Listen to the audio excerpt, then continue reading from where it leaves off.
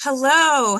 Thank you guys for being here today. Andy, thank you so much for um, agreeing to attend with us. This is going to be a great information for the residents of La Paz County. Congressman Andy Biggs is here to share a little insight on how he can help better the future for La Paz County and our residents. So, Congressman, please go ahead and tell us a little bit about yourself. We really appreciate you making time for us. Oh, thank you, Mesena, and thanks to everybody who is going to be watching this interview and our discussion. I'm grateful for you. I am an Arizona native. I was born and raised south of the Gila, and I can truly say that I believe Arizona is the greatest state in the country. We're in the greatest country in the history of the world. But we have a great state. We've got a great nation, but our current governor is not so great. And so she's vetoed important legislation that I think would have restored election integrity. She's vetoed all kinds of bills dealing with water and mineral resources, and I really have a problem with that because I think that's one of the big problems in Arizona is our water, power, and land management has been um, not up to par, to be frank with you. And she also vetoed a couple of bills that would have basically conformed to the big beautiful bill. Those are tax reductions designed actually to benefit all Americans. And she vetoed those twice. And for me, I know in La Paz County you face this challenge, but I think we have to restore the American dream to Arizona.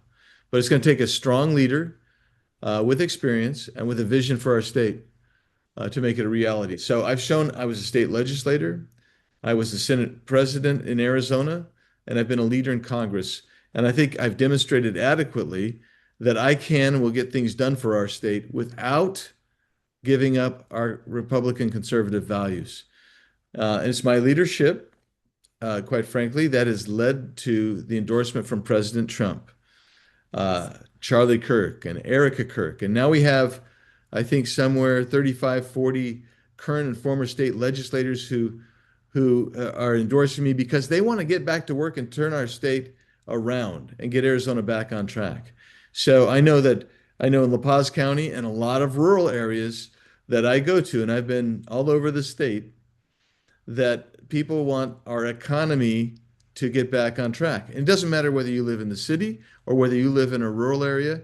Everybody wants their economics to come back on track because that is one of the great telltales of the American dream. So, of all the endorsements that I have, though, my most important, I think, is my wife. My wife of almost 45 years, Cindy. Um, we've raised our six children here, and we're so blessed to have 12 grandchildren. And I'm grateful to have all of their endorsements. And so that's the really most important is you have to have your family. I mean, you want your family. And speaking of my family, what gets back to what I've been kind of leading up to this American Dream issue is that a couple of summers ago, our youngest daughter was getting ready to graduate from college, and we were talking about what's your future going to be like? What are you going to do? Where do you want to work? You know, how's this going to work for you? And she said, Dad, I just don't think I'll ever be able to afford to buy a home in Arizona. Think about that. She says, I don't know if I'm going to ever be able to buy a home in Arizona. And I said, well, you know what? Under this governor, you may be right because the average age for a first-time home buyer is now 40 years old. Think about that. 40 years old. And that's really important to us because I want every family in the state to be able to thrive and fulfill the American dream. But families don't typically get formed until people are ready to start moving into homes and buying single family homes. And this governor has actually put moratoriums in different places so you can't build a home. She's put moratoriums on water development. She's put moratoriums on power. This is a problem for us. So I think the American dream consists of some of these things. It means you can buy a home you can afford to buy a home in a neighborhood that's safe. It means that you can get a stable job making, you know, well-paying job. It means that you can have, as a parent, the opportunity to ensure that your child gets the best education that you, as the parent, wants sees as important. Not the government, but you as the parent. And then also, it means that you have the opportunity to make the decisions for your health care. And so when I'm governor, I will be a leader in all these areas, whereas the weak leadership of Katie Hobbs, she's anti-family, anti-prosperity, anti-freedom. And my goal is to restore the American dream so that we can have freedom, safety, economic prosperity, educational attainment, and we'll make Arizona healthy again. I mean, that's really what we want to do. So I'm excited to have this discussion that we're going to talk about today, because I do believe one of the key things to restoring the American dream is water management. And I just think this governor has been pretty terrible in water management. And and I have been working very hard with the current administration. I've actually worked with the Hobbs administration, or tried to. Let's put it this way: I've reached out. My office has reached out, and they don't really want our help, which I don't get because our two senators don't have the relationship. And I have, you've got some members of your delegation like Paul Gosar and Eli, and they have great relationships with the administration. But I have a really good relationship with President Trump and the administration, and it just seems to me that we ought to all be pulling together on this, because this isn't really a partisan issue. This is an issue of what will make Arizona economically sustainable. And quite frankly, when you don't have water, you don't have power, you don't manage your land, you're not going to be long-term economically sustainable. So that's one of the things that I think I bring to the table is my relationship with the feds, and plus my understanding of how the local government works and how the legislature works, and also how the executive branch works, because I actually wrote appropriations bills for Arizona multiple times. So Yes. I'm grateful to have this opportunity, and I probably talked longer than you wanted, Messina. I apologize, You're but good. You're good. let's go ahead and start a discussion. I'm hoping that today you can kind of fill me in on some things that I may not know about La Paz County. But let me just remind you, I am an Arizona native. I've been all over the state, and my wife and I were just talking about rolling through Parker. I think in about 2 or 3 weeks, as we're going to go from Mojave County down to some events in Yuma, and I'm hoping that maybe we can get together in Parker. That'd be great. That'd be great. So yeah, I think probably our hot topic right now is water, and it has been for quite some time.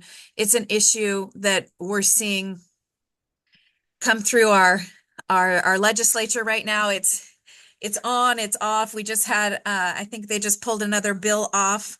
And I'm sure it'll come back. We've seen that several times this session. Just adjusting, and we're hopeful that those things benefit us here in rural Arizona. But I know that you and I have talked about, all the work that you've done trying to secure the Colorado River, as well as some of the basins that we have out here. So just kind of a brief out in the Harquahala Valley, Siloam, Windon, Aguila area. That is Vicksburg Road that meets I-10 out there.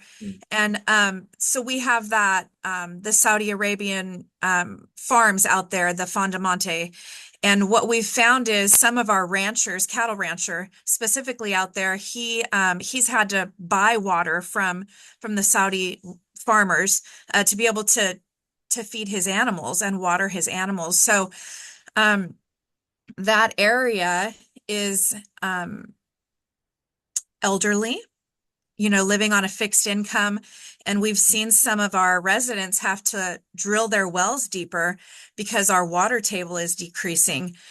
So I know that you've spent some time working on water for us already, but if you'll share a little bit on, how your stance on fighting for La Paz County residents and our water. Yeah, thanks, Messina. So I think that what is important is to I'm going to give you 30,000 foot, and then we'll come on down specifically to La Paz if we can. Very good. So Katie Hobbs' very own ADWR, and I have this spreadsheet, and it measures the aquifers and estimates the value or of how much acre feet of water is in every one of our aquifers. And the total is well north of 600 million acre feet, right? So that when you look at it, generically speaking, you would say, well, for the state, that's a 300-year supply, right? I mean, even with growth, right? But the problem that you have is how is it managed? How is it managed? And is La Paz County getting squeezed? And it sounds like maybe what's happening, and this is talking to you, Messina, plus looking at some other data that I was gazing at, getting ready for this, because all of rural Arizona, this issue of water is real. All of urban Arizona, the issue of water is very real. So when I look at La Paz County and I say, well, what's going on? You got the Saudis buying this. Is that what would how did they get that? Who'd they buy that from anyway? That's I've always wondered that. How did they get that, and how did they get the water rights to that?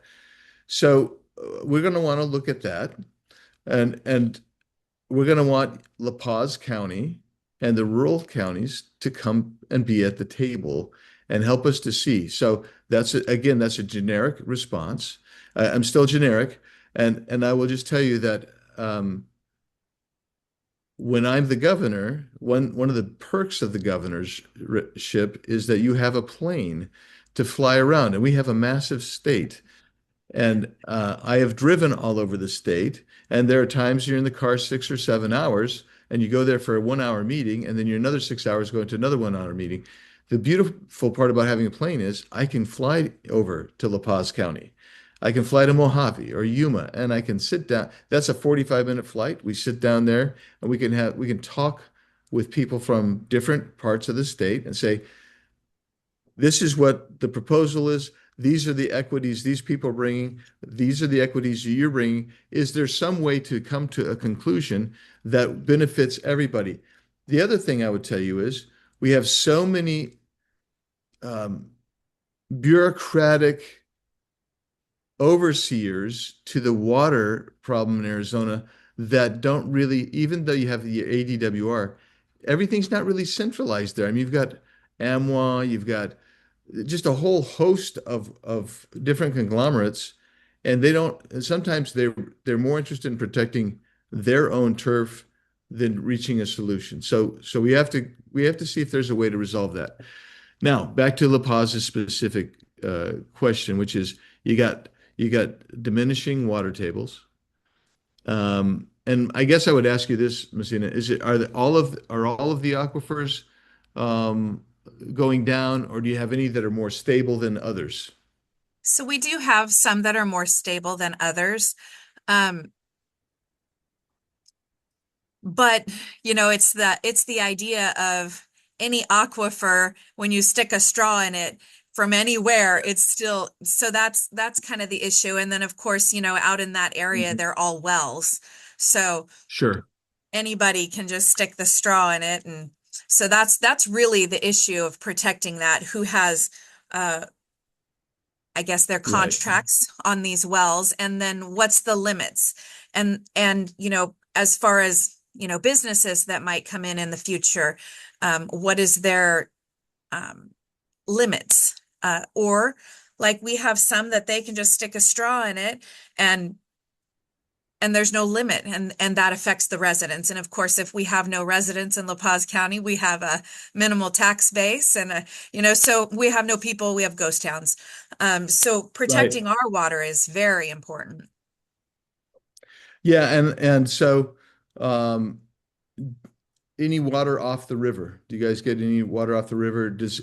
In other words, there are places along the river that I know where maybe it's a tribe, maybe it's a longtime user. They can. take some water off the river, are there any in La Paz County that can do that? Our tribe here, the Colorado River Indian tribe, they have Yeah. senior water rights here to the Colorado River. And yes, we have, the town of Parker is obviously on the Colorado River, so that we don't see as much of that today that we're Hmm. experiencing on those basins out in the Harquahala Valley. They Okay. are really feeling the pressure. We have to plan ahead and be careful of what we're doing in the future, of course. And that's where those water conversations are coming up. Probably, you're probably seeing some really big questions, Yuma, because they're south of us, and their Yeah. their Colorado River is considerably smaller than ours. So, Right. Well, yeah, and so this gets back to what I was saying at the beginning when we started talking about this contextually is and it is a fact that if La Paz County loses its water, the question that you asked me, we were talking about economics and economic development, that goes away because if there's no water, there can be no economic development. And so you have to stabilize the water use. And so that's where I'm giving you my pledge that we're going to get in and try to find a solution to protect the water of La Paz County. And very and good. and the reason that we have to do that is because we want you to be able to have that economic activity and grow as well. Because I think I mean, where some of the places in La Paz County are just so very nice, and you know, I've been through there many times. I've canoed and rafted down the Colorado River there, and it's very slow. You know, you Nice. got to be paddling while you're doing it. But I mean, there's so much to see, and it's a beautiful place. But the bottom line is, um, I think there's solutions that are broader in scope. So when I say that, and we say we want to help La Paz County, that means that all of Arizona needs to come together and figure out the solution, right? Because the bottom line is, you've got a metro. Arizona's got the fourth biggest county. You've got Maricopa County with 5.5 million people in it. You've got Pima County with about 1.25 million. And then you have probably another 1.5 million people or so that live in our rural areas. And they all have to have the ability to flourish and thrive. And that doesn't happen when you're pitting everybody against each other. It's going to happen if we collaborate and find some kind of solution that works. So let me give you an example. If the ADWR's numbers are right, and there's a lot of brackish water there, maybe what needs to happen is in other parts of Arizona where you have a substantial amount of water, maybe you find a way to put in maybe a desal or a refining plant of water that they can use in that area to distribute and make that water usable. At the same time, this governor has actually limited in some places recharge. Now, when you limit recharge, that means that that's a straight, as you say, a straw. That's a straight straw. You need to have a place that's recharging as well, and that will actually help stabilize the entire state. And that's what I'm talking about. Is the I love that. collaboration that has to have that has to happen for the whole state, and that's why I'm saying it's good for us to talk. It's good for me to get the information. And what'll happen is we'll come together and we're going to resolve this because I believe that as we solve the problem, all of Arizona will prosper, all of Arizona will thrive, and there'll be opportunities for La Paz County to draw business to come in there, just like there is going to be everywhere else in the state. Yes, very good. I love that. We got about 15 minutes left. So I want to just kind of throw out a few more questions that um, I've had from community members, and we can kind of touch on them, and then maybe I'll see you again in a couple Okay. weeks, and then Yeah, we I can hope so. circle Yeah. back around and do another Zoom call. That, I really want the people of La Paz County to feel supported, that this water issue is on your radar, and that they feel supported. And so thank you for that. I definitely feel your support through a conversation today. So our other question was, I know that housing is a hot topic for your campaign, Yeah. and how do we grow housing, small businesses in a smart way without pricing out our families, being a small community? Yeah. So, without me taking over your guys' permitting and your regulatory issues, I'll just say, um, right now, talking to developers around the state, both urban and rural, they tell me that regulatory constraints from all levels, whether it's city, town, county, state, feds, wherever it may be, that is about 40 to 50% of the cost of any new home. So Wow. that that prices you out quite a ways. And I want to see first-time home buyers be able to come in and buy a home. And so if you take care of the water issues, right, um, then prices can come down. If you take care of your land management, and here's the way to think of the land management. In Arizona, we have roughly 18% of our property is privately held. We have state trust land, which holds well north of 8 million acres of land. You have millions of acres that are in forest land, and et cetera. Uh, you have to free it up. And I did not look at it. I didn't anticipate the question here on this. Otherwise, I would have looked at the map. I didn't look at the map to see how much is privately owned in La Paz, but I'm sure that you Not look. much. I was going to say you look like the rest of the state. There's going to be state trust land there, and so it makes it hard for a developer to come in because you have a scarcity of land. So Mhm. we want to actually create land availability. You create land availability, then people can come in and they'll buy land. And the other thing is, as energy costs come down, the price of home building will come down. Why is that? Again, because everything's trucked. So we're paying massive costs for material to build homes. So we Mhm. have to fix that. Um, and we also have to make sure that there's power in La Paz County. So you guys approved the solar farm, which I want to say is 7,000 acres. Am I wrong on that? No, I'm not That's sure the numbers. Yeah. yeah, I thought that's what it was. I remember I struggled with it because I don't like solar per se, but Paul said, Andy, it's what the people in La Paz County want. I said, well, if that's what the La Paz County people want, then I'm okay with. That's their job. That's their deal to watch over their community. So I said I would support that, which I signed on as an original co-sponsor to that bill. So now you guys have that.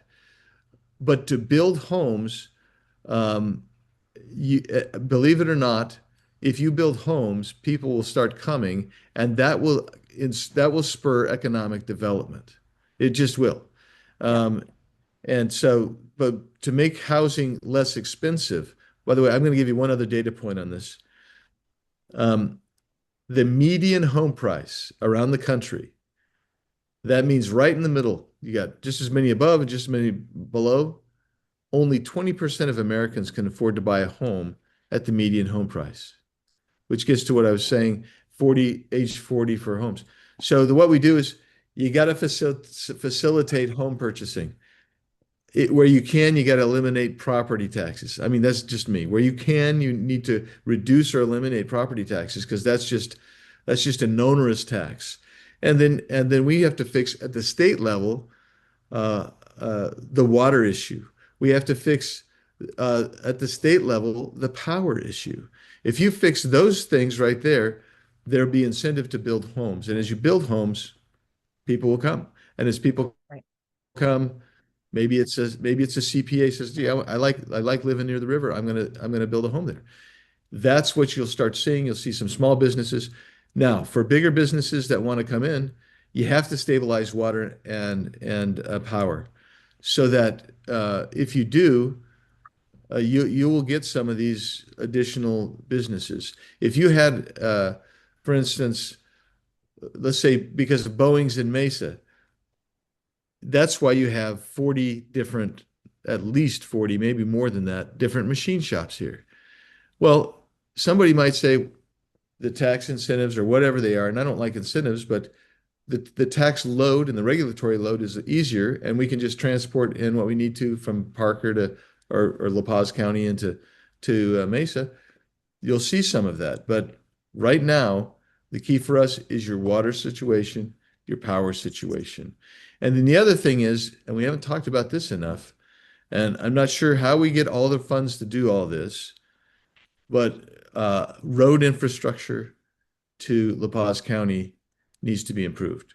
And if you improve the infrastructure there and throughout rural Arizona, you'll see more people coming and going. That's what we see on places like from I-17 from Phoenix to Flagstaff. That's what you see on places. I was up in Show Low the other night. So from Phoenix to Show Low, or I don't go through Phoenix, but I live in the East Valley. So from Gilbert to Show Low, where we have fixed the road and widened it and made it is so much more uh it's quicker. You can get up there faster and there's a couple ways to get up there. That's what really needs to happen as well for La Paz County. These are excuse me, these are long-term things. I get it. But if you don't talk about long-term things and plan for them, they don't happen. And we need to plan for them and see if we can make them happen. Yeah, that's a couple of really solid points. Um, one is I know Congressman Gosar has really worked hard to get us to free up some land, and I know that's contributed to the solar project. So um, Yeah. he's worked really hard on that for us. And then I know that there's definitely some issues for that road infrastructure that you referenced. So it's nice to hear that from you that, it's on your radar and that we're looking forward to that for sure. Um, Yeah.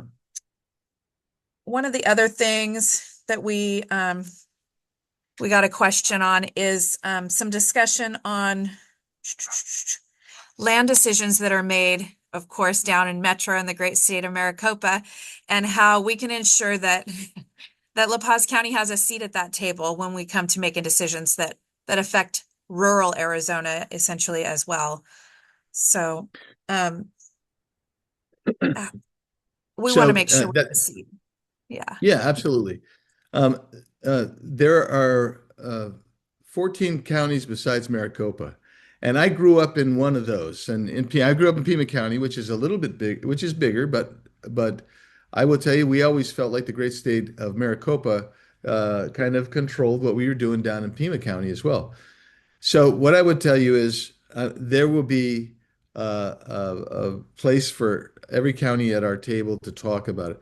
We may not always agree, but we may find, I anticipate we can all find lots of points of agreement um, to benefit every part of the state, and that's my goal. I get asked all the time. I was asked. I was in northern Arizona a few weeks back, and somebody said, "Well, you're here now because you're campaigning. When will you come back?" And I said, "Well, we drove 6.5, 7 hours to get up here, and if I'm the governor, I'll have a plane and I can get up here in 45 minutes."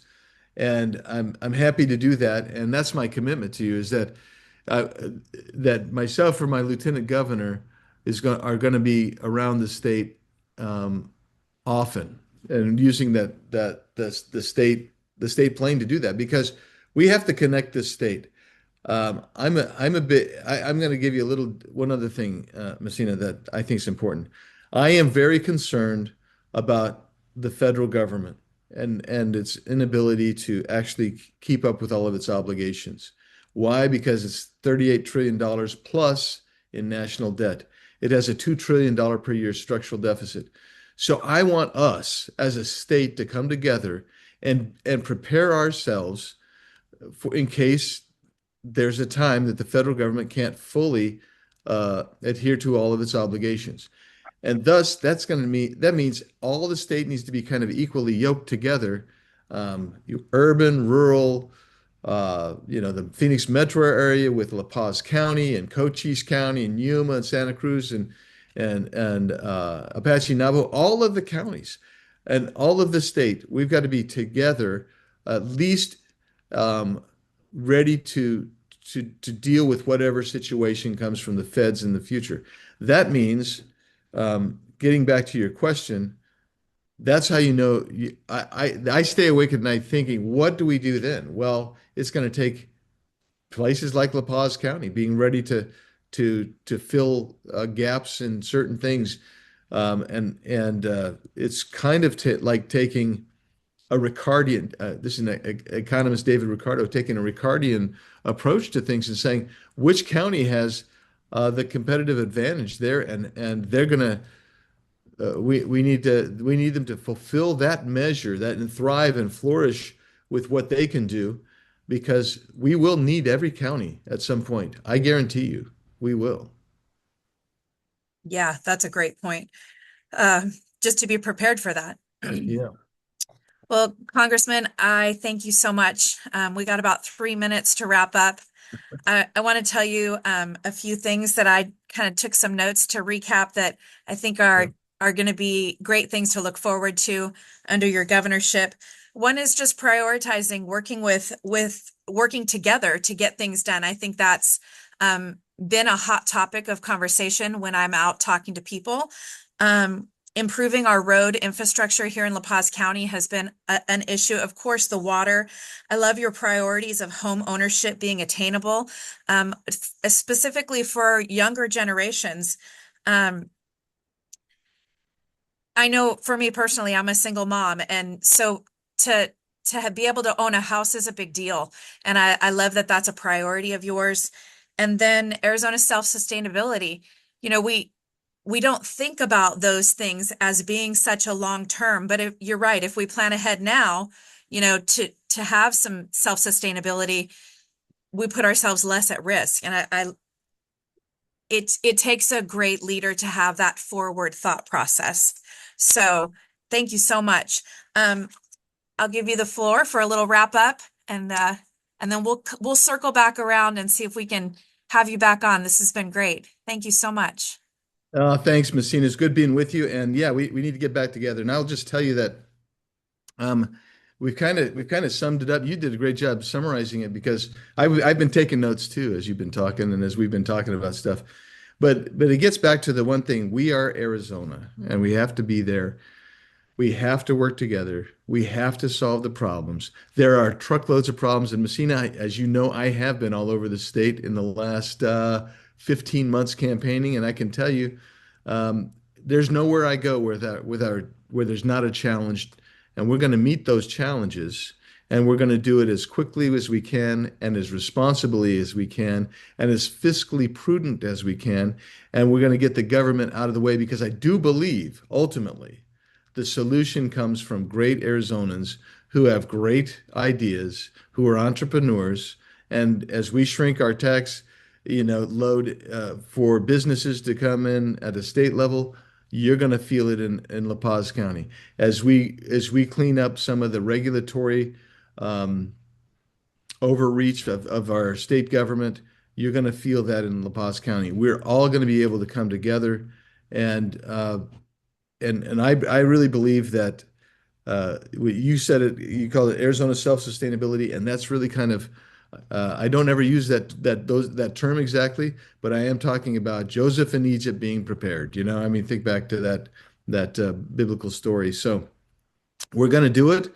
We're going to win the primary. We're going to win the general. And then the first week, that first day after I win the general, I'll be meeting with legislative leaders, and we'll have that legislative agenda ready to go, so that on the first day of the session, which is 2 months later in January, we're going to start with committees, and they're going to be getting these bills out, my executive orders out, my nominees for positions out, so that by the end of that first week, I'll be signing lots of legislation to turn the state around. Yeah, example, election integrity. I mean, a lot of people, we didn't even talk about that, but that impacts everybody. That was the first bill that Governor Hobbs vetoed. And so we've got a lot of stuff to bring back together, and I believe we can do it together. Very good. Well, I am under heavy instructions from Pat, so I'm gonna put a hard stop on us for today and follow the rules. Tell me your website, Congressman. It's bigsforarizona.com. Bigs, F-O-R, Arizona.com. Very good. Well, thank you so much for spending your afternoon with us, and we will circle back around and get some more questions ahead for you. I love everything that you say, and we're looking forward to new leadership under Republican rule for sure. So thank you. Good luck on your race. Safe travels, and we'll Thank you. hopefully see you in a few weeks. Yeah, I hope to see you soon. Thanks, Messina, and God bless you guys. God bless. Bye bye. Thank you. Bye-bye.